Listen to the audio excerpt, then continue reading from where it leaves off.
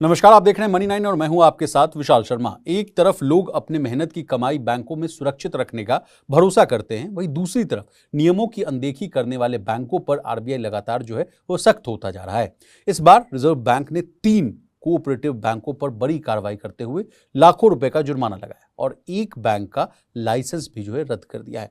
आखिर इन बैंकों में कौन कौन सी दिक्कतें चल रही थी, ऐसी कौन सी चूक हुई कि आरबीआई को इतना बड़ा कदम उठाना पड़ा, और इन बैंकों के कस्टमर्स को घबराने की जरूरत है भी या नहीं, आइए जानते हैं पूरी कहानी। तो चलिए, सबसे पहले आरबीआई ने किन किन बैंकों पर कार्रवाई की है, इस लिस्ट से आपको रूबरू कर देते हैं। पहला बैंक है द नवापल्ली कोऑपरेटिव बैंक लिमिटेड, ये पश्चिम बंगाल में है। जुर्माना कितना लगाया गया? 3 लाख रुपए। और कार्रवाई क्यों की गई? कहा गया कि बैंक ने केवाईसी यानी नो योर कस्टमर से जुड़े नियमों का पालन नहीं किया। अब कहाँ गलती हुई थी, ये भी समझ लेते हैं। देखिए, कहा जा रहा है कि ग्राहकों के केवाईसी रिकॉर्ड हैं समय पर CKYCR यानी central KYC records registry portal पर अपलोड नहीं किए गए। आरबीआई की जांच फाइनेंशियल ईयर 2025 स्टैट्यूटरी इंस्पेक्शन में ये बड़ी कमी सामने आई है। अब इस कदम का क्या संदेश जाता है? तो देखिए, आरबीआई का संदेश ये है कि केवाईसी रिकॉर्ड समय पर अपडेट करना हर बैंक के लिए अनिवार्य है। अगर ये आप नहीं करेंगे तो आरबीआई का वो डंडा चलेगा। दूसरा बैंक है the modern cooperative bank limited, ये महाराष्ट्र में है। इस पर जुर्माना 1 लाख का लगाया गया है। अब यहाँ क्यों कार्रवाई की गई? कहा गया कि इस बैंक ने 2 बड़े नियम तोड़े।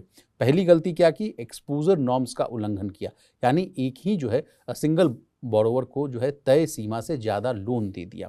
और दूसरी बड़ी गलती ये की कि ग्राहकों के केवाईसी रिकॉर्ड समय पर CKYCR पोर्टल पर अपलोड नहीं किए। तीसरा बैंक है the Lalgudi cooperative urban bank limited, ये तमिलनाडु का केस है। इस पर भी 1 लाख का जुर्माना लगाया गया। कार्रवाई क्यों की गई? तो कहा गया कि बैंक ने कैपिटल एडिक्वेसी यानी पूंजी की पर्याप्तता उससे जुड़े नियमों का पालन नहीं किया। क्या गड़बड़ी मिली, ये भी समझ लेते हैं। देखिए, बैंक का CRAR यानी capital to risk weighted asset ratio तय न्यूनतम सीमा से कम था। इसके बावजूद बैंक ने सदस्यों को शेयर पूंजी वापस करने की अनुमति दे दी। शेयर लिंकिंग टू बोरोइंग नियमों का पालन किए बिना कुछ लोन भी मंजूर कर दिए गए। तो ये दिक्कतें आई हैं। इसके अलावा ये तो हाल फिलहाल की कार्रवाई है। कुछ और 2-4 बैंकों की मैं लिस्ट लाया हूं जहां ये कार्रवाई होती हुई दिखी आरबीआई के द्वारा। एक अगला है बैंक जिला सहकारी केंद्रीय बैंक, ये सिवनी मध्य प्रदेश का है। यहाँ भी 1.5 लाख का जुर्माना लगाया गया है। यहाँ बात ये हुई कि बैंक ने कस्टमर से जुड़े महत्वपूर्ण नियमों का पालन नहीं किया। गलतियां ये थी कि अनक्लेम्ड अमाउंट समय पर DEAF यानी depositor education and awareness fund उसमें ट्रांसफर नहीं किया। खातों की रिस्क कैटेगराइजेशन की समय समय पर समीक्षा नहीं की। अगला बैंक था गुजरात से, उसका नाम है श्री करी नागरिक सहकारी बैंक लिमिटेड। इस पर 16.30 लाख का जुर्माना लगा, सबसे बड़ा जुर्माना। यहाँ कारण क्या बताया गया कि एक ही ग्रुप को यानी ग्रुप ऑफ बोरोवर्स को तय सीमा से ज़्यादा लोन दे दिया गया। ये सुनिश्चित भी नहीं किया गया कि लोन का पैसा उसी उद्देश्य के लिए इस्तेमाल हो रहा है जिसके लिए लोन दिया गया था। और अगला है यूथ डेवलपमेंट कोऑपरेटिव बैंक। इस पर 40,000 का जुर्माना था। इस पर आरबीआई को क्या गड़बड़ी मिली?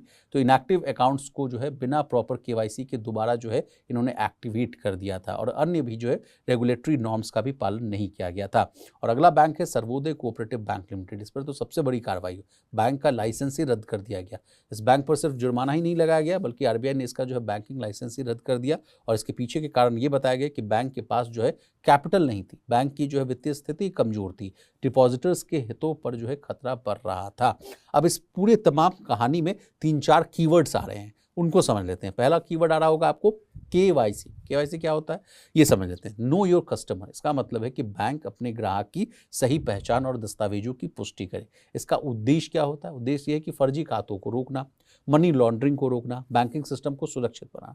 CKYCR क्या होता है ये भी वर्ड आ रहा होगा। तो देखिए, सेंट्रल केवाईसी रिकॉर्ड्स रजिस्ट्री एक केंद्रीय डेटाबेस है जहां बैंकों को ग्राहकों के केवाईसी रिकॉर्ड जमा करने होते हैं। इससे क्या होता है, बार बार केवाईसी कराने की जरूरत कम होती है। सभी बैंकों के पास एक समान रिकॉर्ड उपलब्ध रहता है। अब DEAF फंड की भी बात आ रही थी सामने। अब ये क्या होता है? तो ये देखिए, depositor education and awareness fund होता है। इनमें उन खातों की राशि जमा कराई जाती है जो कई वर्षों तक बिना दावे के यानी अनक्लेम्ड वो पड़े रहते हैं। इस पूरी कहानी में CRAR का भी इस्तेमाल हुआ। तब CRR क्या होता है ये समझ लेते हैं। देखिए, CRAR capital to risk weighted asset ratio, ये बताता है कि किसी बैंक के पास संभावित जोखिमों से निपटने के लिए कितनी पूंजी मौजूद है। अगर ये अनुपात यानी जो रेशियो है बहुत कम हो जाए तो बैंकों की जो है वित्तीय मजबूती पर भी सवाल उठते हैं। अब अगला सवाल आपके मन में आ रहा होगा, क्या ग्राहकों को या जो कस्टमर्स हैं उनको घबराने की जरूरत नहीं है? तो बिल्कुल नहीं, घबराने की जरूरत नहीं है। आरबीआई ने स्पष्ट किया है कि ग्राहकों का पैसा जो है, जमा पैसा, वो सुरक्षित है। बैंक खातों पर कोई असर नहीं पड़ेगा। पहले से हुए लेन देन जो है यानी जो ट्रांजैक्शन है वो पूरी तरह से वैध है। जुर्माना जो है केवल नियमों के उल्लंघन पर लगाया गया है। अब इस कार्रवाई का जो है मकसद क्या है ये भी समझ लेते हैं। आरबीआई चाहता है कि सभी बैंक जो है नियमों का पूरी तरह से पालन करें, ग्राहकों के पैसों की सुरक्षा सुनिश्चित रहे, पारदर्शी यानी ट्रांसपेरेंट जो है तरीके से कामकाज हो और बैंकिंग व्यवस्था पर लोगों का भरोसा जो है वो बना रहे। अब तो ये तो हुई ये कहानी। अब आपके मन में ये बात आ रही होगी कि आप लगातार 7 बैंक या इसके पहले भी तमाम बैंकों की कहानी हम लोग करते आ रहे हैं मनी9 पर। तो आपके मन में अगला सवाल ये हो रहा है कि आखिर बार-बार जो है देश भर में जो है कोऑपरेटिव बैंकों पर कार्रवाई क्यों हो रही है? तो इसका भी जो है एक तमाम हम आपको डिटेल जवाब देते हैं। देखिए, आखिर बार-बार कार्रवाई क्यों हो रही है? देखिए, आरबीआई ने निगरानी पहले से ज़्यादा कड़ी कर दी है। आरबीआई जो है असल में अब कोऑपरेटिव बैंकों का नियमित और गहराई से निरीक्षण कर रहा है। निरीक्षण में नियमों की अनदेखी मिलने पर तुरंत जो है जुर्माना या अन्य कार्रवाई की जा रही है। उद्देश्य ये है कि बैंकिंग सिस्टम में जो है ट्रांसपेरेंसी और जो है डिसिप्लिन बना रहे। इसके अलावा केवाईसी और डिजिटल नियमों पर भी ज़्यादा सख्ती की गई है आरबीआई के द्वारा। देखिए, ऐसा है कि आजकल जो है बैंकिंग जो है वो बहुत तेज़ी से डिजिटल हो रही है। इसलिए आरबीआई चाहता है कि सभी ग्राहकों का केवाईसी अपडेट रहे। CKY जो है CR का रिकॉर्ड जो है समय पर अपलोडेड होता रहे। फर्जी खाते हो गए या मनी लॉन्ड्रिंग जैसी जो गतिविधियां हैं उनको रोका जा सके। इसी वजह से केवाईसी में लापरवाही जो है अब तुरंत कार्रवाई का जो है कारण बन जा रही है। इसके अलावा आरबीआई बार बार क्यों कोऑपरेटिव बैंकों पर कार्रवाई कर रहा है, इसके पीछे का तर्क ये भी है कि लोन देने के नियमों का जो है बड़ा जो है उल्लंघन हो रहा है।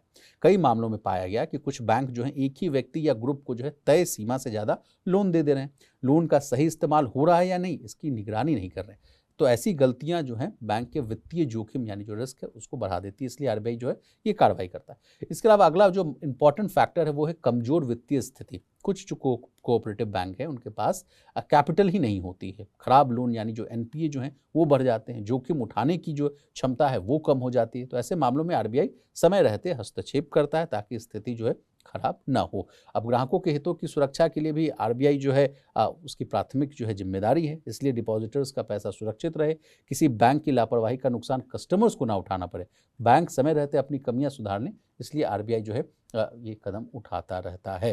तो अगला सवाल आपके मन में ये आ रहा होगा कि क्या इसका मतलब है कि सभी कोऑपरेटिव बैंक असुरक्षित हैं? तो ऐसा बिल्कुल नहीं है। भारत में देखिए हजारों कोऑपरेटिव बैंक काम कर रहे हैं और अधिकांश जो है सामान्य रूप से बैंकिंग सर्विसेज दे रहे हैं। कार्रवाई केवल उन बैंकों पर हो रही है जिनमें जो है निरीक्षण के दौरान यानी जो इंस्पेक्शन हो रहा है उसके दौरान जो है नियमों का उल्लंघन या गंभीर कमी जो है वो पाई जा रही है। तो ये रहा पूरा रिपोर्ट। इसके अलावा भी हम जाते जाते अगर आपको बता दें कि एक कहानी है इसमें। देखिए, अगर आप DICGC शब्द से रूबरू हैं, जानते हैं, तो ये कहानी भी समझ लीजिए। देखिए, कोऑपरेटिव बैंक्स जो हैं DICGC के तहत आते हैं। भारत में लगभग सभी जो है लाइसेंस प्राप्त कोऑपरेटिव बैंक है DICGC की जो है डिपॉजिट इंश्योरेंस योजना के दायरे में आते हैं। इसमें तमाम तरह के बैंक शामिल हैं। Urban cooperative bank, state cooperative bank, district central cooperative bank. अब मैंने इस कहानी में DICGC को क्यों लाया, आप ये समझ रहे होंगे। असल में ऐसा है कि बैंकों में अगर आपका जो है जमा पूंजी है तो अगर 5 लाख रुपए तक आपके बैंक में पैसा है तो वो जो है उसकी गारंटी जो है DICGC देती है। अगर बैंक डूब जाता है तो वो पैसा जो है DICGC के तहत आपको मिलता है। तो इसलिए मैं आपको ये DICGC वाली कहानी बता रहा था। तो देखिए, अब कितनी सुरक्षा देता है तो मैं आपको बता दिया हूँ कि जो है प्रति जो है डिपॉजिटर, प्रति बैंक अधिकतम 5 लाख की जो है सुरक्षा देता है। इसमें 5 लाख में क्या शामिल होता है? Saving account, current account, FD, RD। यानी FD में अगर 5 लाख है, RD में 5 लाख है, सब मिला लीजिए तो 5 लाख रुपए तक का आपका जो पैसा है बैंक में अगर है तो वो सुरक्षित है। अगर कुछ बैंक को होता है तो DICGC उसका जो है भरपाई करता है। तो ध्यान देने वाली बात यह है कि अगर आपके पास 5 लाख रुपए से ज़्यादा पैसा है तो उसको बेहतर ये तरीका होता है कि कई बैंकों में जो है ये पैसे को जो है डिस्ट्रीब्यूट करके रखिए और 5-5 लाख का जो लिमिट है उसके कारण जो है आपका पैसा सुरक्षित रहेगा। अगर बैंकों पर किसी तरह की आफत आती है तो आपका पैसा डूबेगा नहीं। तो ये रही कोऑपरेटिव बैंक और DICGC की लेकर पूरी कहानी। आपको हमारी डिटेल रिपोर्ट कैसी लगी कमेंट करके जरूर बताइएगा। इसी तरह देश, दुनिया और बिजनेस जगत से जुड़ी तमाम ताज़ा तरीन खबरों के लिए बने रहिए हमारे साथ।